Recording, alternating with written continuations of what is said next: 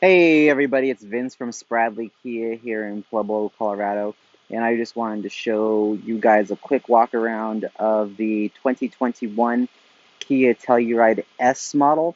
I've done a few Telluride videos on my channel, and I have not done an S model, and I believe this one is Glacier White Pearl with the light gray interior. Um, we're in Colorado, so I decided to leave some of the snow on it just so you guys can see what it looks like in the weather. Um, I don't know. I just thought I've never seen a video on YouTube where there was snow on it. So just thought I would leave a little bit of on it here since it's kind of melting here today. But right away from the front, you see the signature Tiger Nose grill with Telluride badging, Kia emblem right there on the grill. You have your D-shaped daytime running lights, which are really cool. Part of my shadow there. Kind of what I hate taking videos this time of day. I kind of have to walk around my own shadow, quite literally. Pretty nifty. Now, one thing about Kia that most people probably don't recognize is the windshield is not a flat, does not have a flat line across the top. You have a little kind of a divot there, which if you're in a parking lot and you're trying to find your car and all you can see are windshields, if you just look for the divots, you can know if it's a Kia or not. Not a lot of people know that. Kind of got the side profile. This is an S model, so it's not the lowest trim level, it's the second from the bottom trim level. Um, on the back, you have the signature badging again on the back, Telluride S all-wheel drive. You got the little windshield wiper there. And then coming around to the side, kind of like how it was on the other side, you have the left profile. This guy has the roof rack rails and the crossbars, so they came from the manufacturer that way. So this guy has the crossbars on it. Thing I'm going to start from the back, kind of just show you guys the back here. Easily, you just put your hand there. Got the little nub, comes up. Wanted to show the lights, comes all the way up.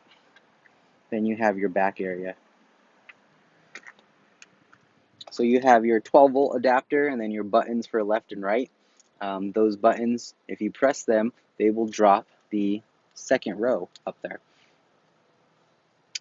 You have your, well, this guy's got carpeted floor mats. It comes with our vehicle. But you have in the third row your USB charger on the sides. There's one there, and there's one there. You have your ports or your little pods there for the accessories. You could do a sunshade, cargo nets, that kind of thing. And then you have your seatbelt hooks. So as you can see, the seatbelt is not secure. If you wanted to bring this up and over, I am not left-handed, so this can be kind of a,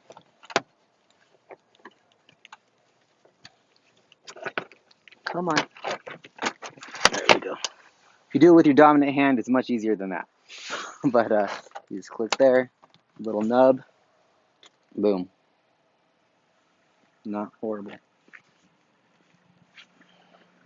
So you got your child anchor locks. So child anchor locks in the third row, and then you have them on the back seats for the second row for your little ones. And then all you do is pull down on the tab, drops the seat, and there we go. This guy's got the carpeted back mat, so there's an extra mat here, and it's carpeted, and it goes, let's see, right there, and it goes all the way up the back of the third row seat. So they also have a rubber mat that does the same thing as well as an accessory. Down below, you have your cubby space. Big, gigantic cubby space there. Telluride has more cargo area space behind the third row than any other SUV on the market. Kind of what sets us apart. So if you were to get like a Toyota Highlander, there's virtually no space behind the third row when the third row is open, up when the third row is up. But Telluride has the most cargo room of any SUV behind the third row, which is pretty cool. So to bring the third row up, all you do is pull, and she pops up. Again, using my dominant hand, and we're up. You got a push and pop gas cap, which is kind of cool. If the car is unlocked, all you do is press and she will open. If the car is locked and you were to press it, it would not open. So push and pop, kind of cool. I'm gonna go ahead and close this guy here. Shake some of the snow off. Coming around to the second row, captain's chairs, pretty popular feature. To get into the third row, you just press that button right down there, or you press that button right there, and the seat slides forward. Sitting in the second row, very, very roomy, plenty of room. You got your USB ports behind the seats, there and there. You have your port down there, your 12-volt port.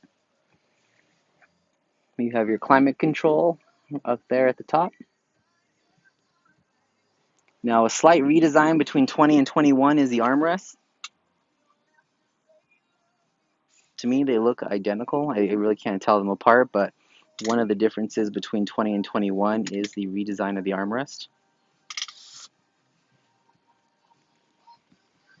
You got your little bit of a raised seat there to get into the third row. And again, a full-size adult can fit back here in the third row. There's kind of a look of the center cluster and the infotainment system. Just kind of a nice little look. This guy has a sunroof as well, being an S model. Here's your vents that are on the ceiling. You have your circle vents. It's pretty cool.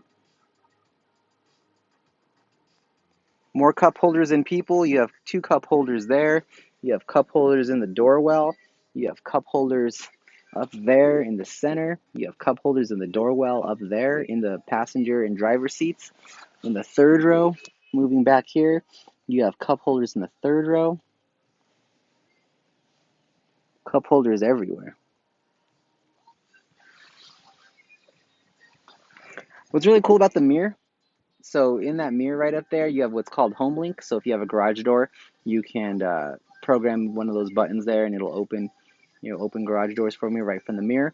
You also have the compass in the upper right-hand corner. Your lights, your sunglasses holder, your UVO button, roadside assistance button, all that good stuff. Did I talk about the hooks? You have the hooks in the back seat behind the passenger and driver for bags or purses. So if you're the driver and you want to hang your purse behind the passenger, if you ever need to get into your purse, it's an easier reach because it's hanging catty corner from where you are. So I would always hang your oops, shouldn't move the camera like that. You would hang your bags crisscross. That way you would be able to easily access your belongings or bags, if you went grocery shopping or have a small bag from travel. You can always pop it there. Quietly, one of my favorite features on any Kia, high-end Kia, is the button on the door. If you have the keys on you in your pocket, in your purse, what have you, you just press the button on the door and then it'll open. You press it twice pretty rapidly, it'll open all 4 doors. And if the car is open, then you press it, then it'll lock the doors as well. So this guy here has an interior lighting kit from Kia, the secondary interior lighting kit. And so that is going to be down in the wells, right down there. And then you probably can't see it because it's daytime, but you have it in the cup holder as well. Now you control that in that little cup holder, in that little change holder right there. Inside that change holder, you can see is a button. You press that button and then you can cycle through the different colors. Not a lot of people realize that. You'd be surprised how many people come to me or call up on the phone saying, hey, I bought the interior lighting kit. How do I change the color? Well, that's how. Power seats on the driver, pretty popular. Everybody loves power seats. All the safety features. You have blind spot detector, lane keep assist. Sitting in the cabin here, you have your heated seats, your little shelf, which in the higher end models would be your wireless phone charger. But then you have your ports, your USB port. You have 2 of them, and then you have a 12 volt, and then your little cubby. standard column. Your drive modes, you have comfort, eco, sport, smart, and snow. You have your forward parking sensors. If the sensor is highlighted, amber or orange, that means it's on. And then your electronic parking brake, your auto hold. Auto hold is quietly my favorite feature of any Kia. I have it in my Stinger, and I love auto hold. I'm gonna see if I can demonstrate it real quick. Turn down the top 40. What you do is you just go into drive. You could just drive a little bit.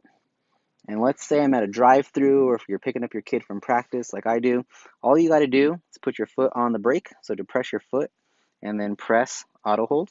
And when you press it, watch the little light right there, auto hold. You could take your foot off the pedals and bam, you're done. So now if you're at a drive-through, or if you're somewhere where you need to be in a park but you don't want to go all the way up into park and then go back all the way into drive, you're in auto hold, which is kind of cool. I like auto hold a lot. It's quietly, I always thought it was kind of a little rink-a-dink feature, but it's quietly my favorite feature in any Kia. And then when you're ready to go, all you got to do, put your foot on the brake. I'm sorry, put your foot on the gas, and then you just go. Instantaneous. Look at that.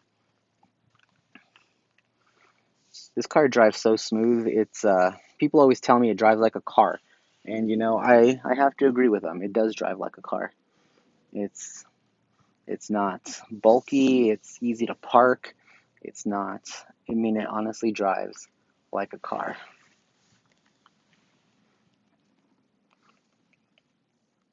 Pretty nifty. So I'm gonna actually put this guy back into park instead of auto hold, and there we go. Um, what am I missing? Center cluster. Center cluster, the infotainment system here, pretty nifty. This one's got the smaller screen because it is the S model. If you were to go into the higher end levels like the SX, then you have that entire raised surface as one big screen. But on this guy, you have the smaller screen with your physical buttons on the left and the right, and then you have your knobs for volume. You know, turn it up. Speakers in this guy are pretty good. I've never had a problem with Kia speakers. You can also control the radio and the volume and then your phone calls right here. Turn the volume down, and there you go. I love Apple CarPlay. I'm an Apple guy. I got the iPhone, the watch, the iPad, all that stuff. Apple CarPlay is quietly my favorite feature in any car that supports it. It just makes that screen your iPhone or your Android phone. It's super cool. One step above Bluetooth, and it always has priority. So it's one of those guys that if you have Bluetooth and Apple CarPlay connected, Apple CarPlay is going to take priority, and then if you disconnect CarPlay, then you'll go down to Bluetooth. And to activate CarPlay, you plug your USB charger for your phone into that guy, into the center, and then you plug the cord in the end of your iPhone or Android, and then just follow the prompts, and it'll set up Apple CarPlay. One of my pet peeves, let's see if it's here, is when you go into UVO, you have roadside assistance with, any new Kia comes with a 5-year 60 roadside assistance, but you have your UVO settings, 911 Connect. 911 Connect is really cool. I don't know why it doesn't come pre-installed, like pre-activated. So I always have to go in here and turn it on every time I sell a car.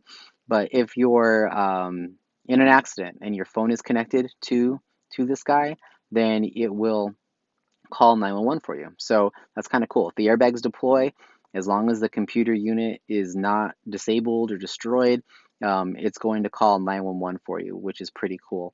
It's not 100% technology, obviously. I mean, if there's something wrong with the unit, then it's not going to do it if the crash is that severe. But if your airbags deploy, 911 Connect's activated, it will call 911 for you, which is really cool. I don't know why it doesn't come pre-activated during the selling process. I always have to go in here at delivery and turn it on for people.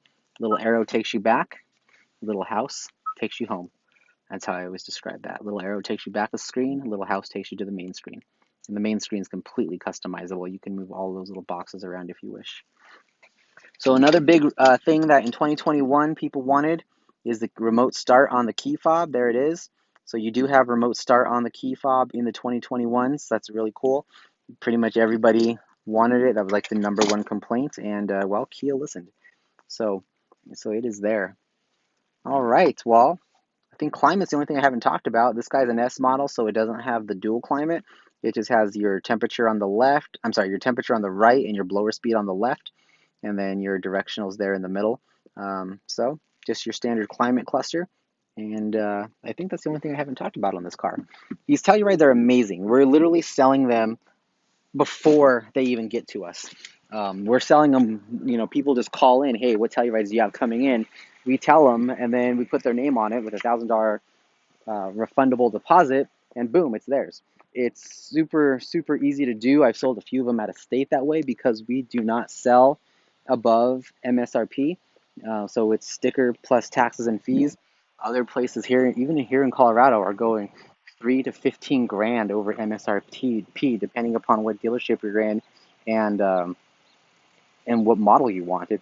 I've never seen anything like it, especially in a pandemic. I mean, this car has increased in value. I've had people trade in their 2020s for 2021s and get more than what they paid for, which is ridiculous.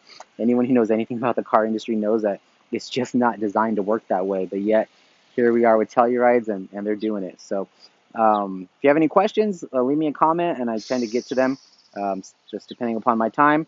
But thanks for watching. Remember, like and subscribe, and I will see you down at the dealership. Thanks, guys.